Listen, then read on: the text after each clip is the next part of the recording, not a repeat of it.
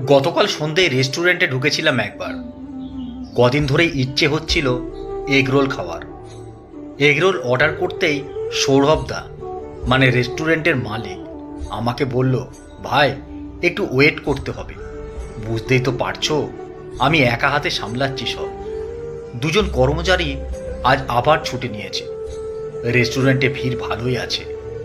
সন্ধ্যার টাইমটায় এই রেস্টুরেন্টে ভিড় একটু থাকেই। অর্ডার করে দিয়ে সাইডে এসে দাঁড়ালাম, আর আমার সামনে এসে দাঁড়ালো দুটি মেয়ে। বয়স বেশি নয়, ওরা কলেজ পড়ুয়া। কথাবার্তা শুনে মনে হলো ওরা নার্সিং কলেজের স্টুডেন্ট। দুজনের মধ্যে একজনের নাম আবার মোম। মোমকে উদ্দেশ্য করে অপর মেয়েটি জিজ্ঞেস করলো, কিরে সব মনে আছে তো? আমি বাবা ওসবের মধ্যে নেই, ভুল করলে আমি পরিষ্কার বলে দেবো, মোমকে ধর। মোম বলল, সব মনে আছে। তারপর হাতের আঙুলের গাঁট গুনতে গুনতে বলল, এই তো সোয়াবিনের তরকা, পেঁয়াজির বিরিয়ানি, পাতিলেবুর সিঙ্গারা, তাই তো? এই তিনটে ছাড়া আমাদের জন্য মিক্সড ফ্রাইড রাইস। আমিও তো ভুলো মন নয় যে আমি সব ভুলে যাব। পাশেই দাঁড়িয়েছিলাম আমি। এমন উদ্ভট খাবারের নাম শুনে আমি তখন আকাশ পাতাল ভাবছি। রেস্টুরেন্টে আজকাল সোয়াবিনের তরকা, পাতিলেবুর সিঙ্গারা, পেঁয়াজির বিরিয়ানি এসবও পাওয়া যায়। আজকাল কত রকমের খাবার দাবার সব হয়েছে। সোয়াবিন দিয়ে তরকা, এ আবার কেমন তরকা? পেঁয়াজির বিরিয়ানি তবু মানা যায়, তাই বলে পাতিলেবুর সিঙ্গারা, সেটা আবার কেমন সিঙ্গারা? মনে মনে ভাবছি, এমন নতুন খাবার তা পরখ করে দেখতেই হয়। আমিও টেস্ট করব তাহলে। এমন সময় রেস্টুরেন্টের ওই দাদা জিজ্ঞেস করলেন, ভাই এগরোল পার্সেল হবে নাকি এখানেই খাবে? বাড়িতে নিয়ে গিয়ে খাওয়ার ইচ্ছে আমার ছিল। আনকোড়া তিনটে খাবার নাম শুনে ভাবলাম এগরোলটা খেয়ে যায়, আর বাকি দুটো নতুন আইটেম বাড়িতে নিয়ে যাব। বললাম, সৌরভদা এক কাজ করো, এগরোলটা পার্সেল করার দরকার নেই, এখানেই খাবো, আর দুটো আইটেম বাড়িতে নিয়ে যাব। এগরোলটা খেয়ে নিই, তারপর তোমাকে বলছি কোন দুটো আইটেম পার্সেল হবে।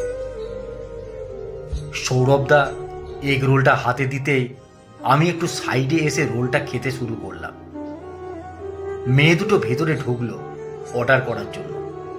আমি তখন মনের আনন্দে গরম গরম রোল খাচ্ছি আর ভাবছি, পাতিলেবু সিঙ্গারাটা কেমন খাবার রে বাবা, টক টক সিঙ্গারা নাকি টক ঝাল সিঙ্গারা? এদিকে খাবার অর্ডার করে দিয়ে মেয়ে দুটি বাইরে এসে দাঁড়ালো। এবার আমার রোল খাওয়া চলছে, অবশিষ্ট অংশ আর দু কামড় দিলেই সাবার হয়ে যাবে। এমন সময় মোম বলে মেয়েটি চিৎকার করে উঠল, ওই তো সোয়াবিন আসছে, এই সোয়াবিন, এই সোয়াবিন, আরে এই দিকে। দেখলি কেমন শয়তান, সেই ও নিজে আসবে তবু আমাকে আনতে বলল। আমি তখন এদিক ওদিক তাকাতে শুরু করেছি। দেখি দাঁত খেলিয়ে খেলিয়ে একটা রোগা পাতলা মেয়ে ওদের কাছে এসে দাঁড়ালো।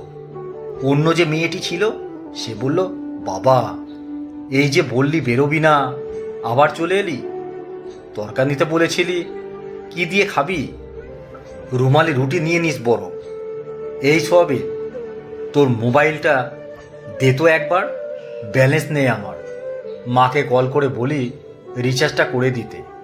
আমি তখন রোলে কামড় দিয়ে রোলটা যে চিবোতে হবে সেটা ভুলে গেছি। কত আশা করে আছি আমি সোয়াবিনের তরকার পাতিলেবু সিঙ্গারা কিনে নিয়ে ঘরে যাব, শেষে কিনা এই মেয়েটির নাম সোয়াবিন। তার মানে পাতিলেবু, পেঁয়াজি এগুলো এদের নাম? বিশ্বাস হচ্ছিল না। মোম বলে মেয়েটি সোয়াবিনকে জিজ্ঞেস করলো, তুই এলি, পাতিলেবু এলো না কেন? হোস্টেলে একা একা রুমে কি করছে তাহলে ও? বুঝতে আর বাকি নেই তখন। এইভাবে কেউ নাম রাখে? পেঁয়াজির বিরিয়ানিটা পরের দিন টেস্ট করব বলে কত আশা করেছিলাম, সব গেল। এগরোলের শেষাংশটা চিবোচ্ছি আর ভাবছি কথাগুলো। ভিতর থেকে তখন সৌরভদা জিজ্ঞেস করলো, ভাই তোমার কোন দুটো পার্সেল হবে?